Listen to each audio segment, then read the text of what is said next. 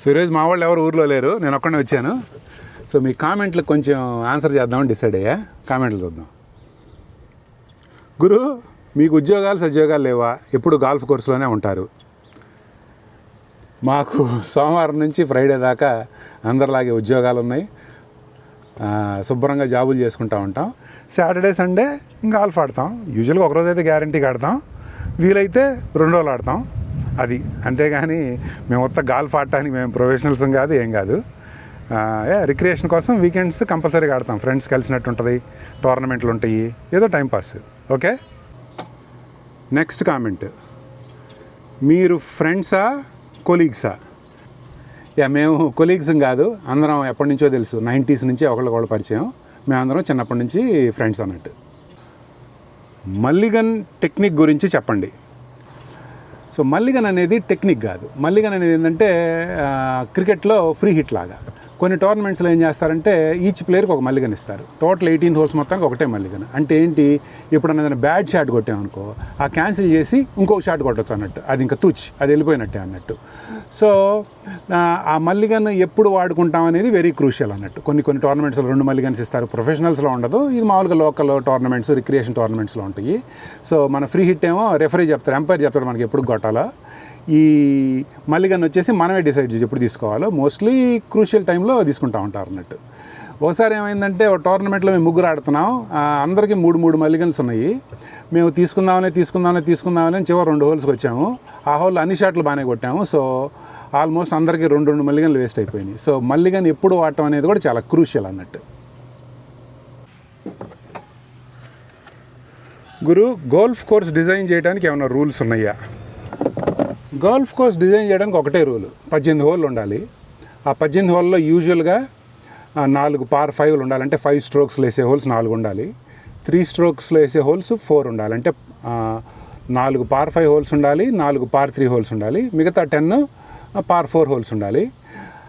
డిస్టెన్స్లో అవన్నీ ఒక్కొక్క కోర్సు డిజైన్ ఒక్కటి, ఎక్కడ శాండ్లు పెట్టాలి, ఎక్కడ వాటర్ ఉండాలి, అదనేది each course is totally different. So ఆ హోల్స్ 18 హోల్స్ అవి తప్పించి వేరే రూల్స్ ఏం లేవు. అడవుల్లో కూడా కోర్సులు చూసాం, బీచ్ పక్కన కోర్సులు చూసాం, ఇళ్ల పక్కన కోర్సులు చూసాం. సో డెఫినెట్గా హోల్స్ తప్పించి నాకు తెలిసి ఇంకా వేరే రూల్స్ ఏం లేవు అనుకుంటా. గురు, బాల్ వాటర్లోకి వెళ్తే ఏమవుద్ది? యాక్చువల్గా దీని మీద ఒక షార్ట్ చేసాం, బాల్ వాటర్లోకి వెళ్తే ఏమవుద్ది అనేది. బాల్ వాటర్లోకి వెళ్ళినా లేకపోతే ఎక్కడికన్నా తుప్పల్లోకి వెళ్ళి బాల్ మిస్ అయిపోతే ఒక ఎక్స్ట్రా స్ట్రోక్ తీసుకొని మనం వేరే బాల్ వేసుకుంటాం. ఎక్స్ట్రా స్ట్రోక్ అంటే నువ్వు సెకండ్ స్ట్రోక్ కొట్టావు, సెకండ్ షాట్ కొట్టావు అనుకోండి, అది వాటర్లోకి కానీ బుషెస్లోకి కానీ వెళ్ళిపోతే నెక్స్ట్ షాట్ 3rd షాట్ అవ్వదు, 4th షాట్ అవుద్ది. ఒక షాట్ పెనాల్టీ అవుద్ది. ఓకే బాబాయ్, పెనాల్టీ అంటే ఏమైనా డబ్బులు కట్టాలా? కట్టకల్లా. పెనాల్టీ అంటే మన స్కోర్కి ఒకటి యాడ్ అయ్యిద్ది అన్నట్టు. బేసిక్ అంతే. ఇప్పుడు వైడ్ వేస్తే స్కోర్కి ఒకటి ఎక్స్ట్రా యాడ్ అయ్యిద్ది కదా, ఆ బౌలర్కి ఒక బాల్ యాడ్ అవుద్ది కదా, అలా పెనాల్టీ అంటే ఒకటి ఎక్స్ట్రా యాడ్ అవుద్ది, అంతేగాని స్ట్రోక్ యాడ్ అవుద్ది. కానీ మనమేం ఎవరికి ఫైన్ కట్టక్కర్లా. ఓకేనా అన్న? ఒక ఫుల్ గేమ్ మొత్తం చూపించండి. ఫుల్ గేమ్ చూపించాలని మాకు ఉంది, కానీ డెడికేటెడ్ కెమెరామెన్ కనుకుంటే అది చేయగలం. లేకపోతే ఏంటంటే ఒకళ్ళు కెమెరా తీస్తా, ఒకళ్ళు ఆడతా, మళ్ళీ ఆడేటప్పుడు ఇంకొకళ్ళు మళ్ళీ షూట్ చేయాలి, కొంచెం తలకాయ నొప్పి. సో హోప్ఫుల్లీ ఎవరినో ఒకళ్ళని పట్టుకొని అట్లీస్ట్ ఒక few holes end to end చూపిస్తాం. మేబీ ఒక 3 whole match, 5 whole match shoot చేస్తాం త్వరలో. So that total end to end game మీరు చూసినట్టుంటుంది. బాబాయ్, బాల్స్ ఫ్రీగా ఇస్తారా? ప్రాక్టీస్లో బాల్స్ ఫ్రీగానే ఇస్తారు, కానీ క్లబ్లో గేమ్కి మాత్రం యాక్చువల్గా మన బాల్స్ మనమే కొనుక్కొని రావాలి. ప్రాక్టీస్ వరకు మాత్రం ఫ్రీ. ఆఫ్కోర్స్ ఈ టీలు, ఈ టవల్స్, ఐస్, ఇవన్నీ వాటర్, ఇవన్నీ ఫ్రీగానే ఉంటాయి, కానీ యూజువల్గా బాల్స్ అయితే మాత్రం మనమే తెచ్చుకోవాలి. డెఫినెట్గా ఈ వీడియో వచ్చిన తర్వాత ఇంకో క్వశ్చన్ అడుగుతారు, ఒక్కళ్ళే గాల్ఫ్ ఆడగలరా అని. ఎస్, ఎందుకంటే మనం కోర్స్కి అగెనిస్ట్గా ఆడుతున్నాం కదా. లెట్సే ఈ హోల్ నేను 4 స్ట్రోక్స్లో వేయాలి, అది నా గోలు. సో నా పక్కన అపోనెంట్ ఉన్నా లేకపోయినా నాకు సంబంధం లేదు. We are playing against the course, against the wind. So మన ప్రత్యర్థి ఎవరో కోర్సు, గాలి, వాన, ఇవి మన ప్రత్యర్థులు. సో యాక్చువల్గా ఒక్కడే ఆటం కూడా అదొక డిఫరెంట్ జోన్ అన్నట్టు. ఎలా ఉంటుందంటే ఇప్పుడు సింగిల్గా మెడిటేషన్ చేసుకుంటున్నప్పుడు లేకపోతే రన్నింగ్కి వెళ్తున్నప్పుడు ఎలా ఉంటుందో సేమ్ గాల్ఫ్ ఒక్కళ్ళం ఆడినా సరే అదొక డిఫరెంట్ ఫీలింగ్. అప్పుడప్పుడు ఇలా ఈవినింగ్ టైం వచ్చి ఒక్కళ్ళం ఆడితే డెఫినెట్గా డిఫరెంట్ థ్రిల్ ఉంటుంది. అంటే మనకి అదొక లెట్ గో ఫీలింగ్ ఉంటుంది అన్నట్టు. అప్పుడప్పుడు వస్తానే ఉంటాం ఇలా ఒక్కళ్ళమే సరదాగా. గురు కామెంట్కి రిప్లై ఇవ్వట్లేదు. డెఫినెట్గా క్వశ్చన్ కానీ గుడ్ స్టేట్మెంట్ ఉంటే కానీ డెఫినెట్గా రిప్లై ఇస్తాను గురు. జస్ట్ చిన్న స్మైలీలు, హాయ్ అంటే ఏమని రిప్లై ఇవ్వమంటారు చెప్పండి. డెఫినెట్గా మీకు క్వశ్చన్ ఉంటే అడగండి, డెఫినెట్గా రిప్లై ఇస్తాం ఎవరో ఒకళ్ళం. ఓకే, ఇదొక వేస్ట్ గేము, దీనంత చెత్త గేము, దీనంత లేజీ గేము లేదు. సరే మరి ఇప్పుడు ఏం చేద్దాం? ఓకే, చెత్త గేము, లేజీ గేమే. ఇప్పుడు ఏం చేద్దాం? చేసేది ఏం లేదు కదా. దీనికి మరి ఏం ఆన్సర్ చెప్పంటారు మీకు? నేను ఇది సూపర్ గేమ్ అన్నారంటే బొచ్చులవా నువ్వు ఆడుతున్నావు సూపర్ గేమ్ అని చెప్తా ఉంటారు. మీతో అగ్రి అవ్వలేము. సో ఏం చేయమంటారు? Okay, congratulations. గురు ఒకే షాట్లో హోల్లో పడితే ఏమవుద్ది? దాన్ని హోల్ ఇన్ వన్ అంటారు. పార్ 3 హోల్స్ ఉంటాయి కదంటే షార్ట్ హోల్స్, 3 స్ట్రోక్స్లో వేయాల్సిన హోల్స్. దానిలో అప్పుడప్పుడు నాకైతే ఎప్పుడు పడలేదు, మా ముగ్గురులో ఎవరికి ఎప్పుడు హోల్ ఇన్ వన్ పడలేదు. నేనైతే వేరే హోల్ ఇన్ వన్ పట్టం కూడా చూడలేదు. కాకపోతే చక్రి చూసాయంట 3 హోల్ ఇన్ వన్లు పట్టం. మొన్న వచ్చిన మైకెల్కి 2 హోల్ ఇన్ వన్స్ పడినాయి, ఇంకోళ్ళు ఎవరికో కూడా చూసాయంట. నేను ఎప్పుడైతే లైవ్లో హోల్ ఇన్ వన్ పట్టం చూడలేదు. Of course professionals whole in one అప్పుడప్పుడు పడుద్ది. ఇట్స్ 1 in a million అన్నట్టు.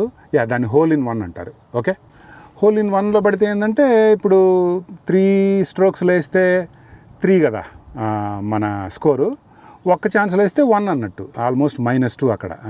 చాలా అడ్వాంటేజ్ అవుద్ది. గురు మీరు చూడబోతుంటే తినడానికి తాగటానికే వెళ్తున్నట్టున్నారు, ఆడటానికి వెళ్తున్నట్లేదే.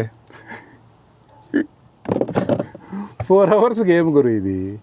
మధ్యలో ఏదో 1-2 బీర్లు తాగుతాము.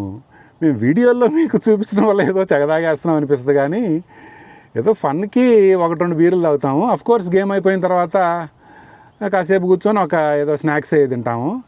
అంతేగాని మేము తినటానికి తాగటానికి ఏం రాము. ఆడటానికి వచ్చి జస్ట్ ఫన్ కోసం రౌండ్ అయిపోయినాక ఏమైనా తింటాము. అఫ్కోర్స్ 4-5 hours పట్టుద్ది కదా, మధ్యలో స్నాక్ తింటాము, ఏదో 1-2 డ్రింక్ తాగుతాం. అంతేగాని అదే పని మీద ఉండం. మీకు వీడియోలో షార్ట్స్ ఎక్కువ చూసి అలా అనిపిస్తుందేమో, కానీ మేము అంత పచ్చి తాగుబోతున్నాం ఏం కాదు. బాబాయ్ మీరు ఆడేదానికంటే క్లీన్ చేయటం ఎక్కువైందే.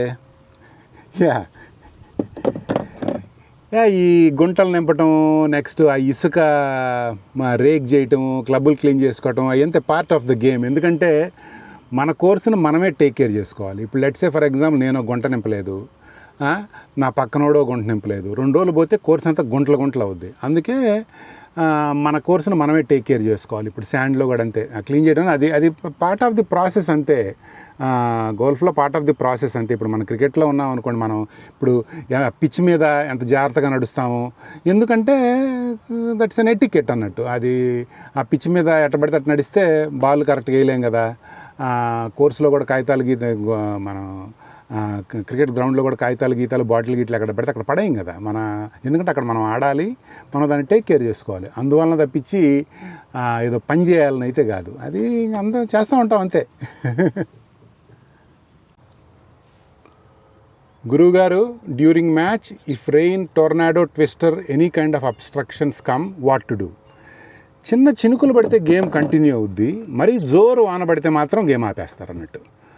చిన్న చినుకులు డెఫినెట్గా కంటిన్యూ అయ్యిద్ది. గాలి మాత్రం ఎంత గాలి వచ్చినా గేమ్ కంటిన్యూ అవుద్ది అంతే. మరీ ట్విస్టర్లో టొర్నాడోలు వస్తే వేరే ప్రాబ్లమ్స్ ఉన్నాయి సాల్వ్ చేసుకోవడానికి, గోల్ఫ్ ఆపేస్తారు గేమ్. ఓకే, వర్షం మాత్రం ఆడతారు. చినుకులు కొంచెం ఎక్కువ వర్షం వచ్చినా కూడా ఆడతారు. ట్విస్టర్లకి ఆపేస్తారు గేమ్. డైలీ గోల్ఫ్ వీడియోస్ చూసి బోర్గా ఉంది, డూ సంథింగ్ బాబాయ్. ఏం చేద్దాం? మీరే చెప్పండి, ఏం చేయాలి? గాల్ఫ్ ఆడతా చూపిద్దామని ఛానల్ పెట్టాం కదా, మరి ఇంక వేరే ఏంటి ఏం చేయాలి? వంటలు చేయలేము, సినిమా రివ్యూలు ఇవ్వలేము, ఏం చేద్దాం? అది కూడా చెప్పండి. చెప్పు బ్రదర్. ఎవరు పెట్టారు? Brother Sharath food maker. Brother ఏం చేయాలో కూడా నువ్వే చెప్పు, చేద్దాం. ఓకేనా? నీ మాట ఎందుకు కాదనాలి? Let's do it. అదేదో కూడా చెప్పు, డెఫినెట్గా చేస్తా. పని పాట లేకుండా బాల్ ఎందుకు కొట్టుడు, మళ్ళా దాని వెనకాల పోయి మళ్ళా కొట్టుడు, ఏంది ఇది? ఆట గురు, అది మేము చేసేది ఏముంది, మేము కనిపెట్టింది కాదు. అంతే, అటు కొట్టుకోవాలంతే. బాల్ని టీ బాక్స్ దగ్గర తీసుకెళ్ళి కన్నంలో వేయటం మన గోలు. మరి కొట్టుకుంటా పోవాలంతే, ఇసిరేసుకుంటా పోలేం కదా. ఇది చేసేది ఏం లేదు బ్రదర్, అంతే మరి.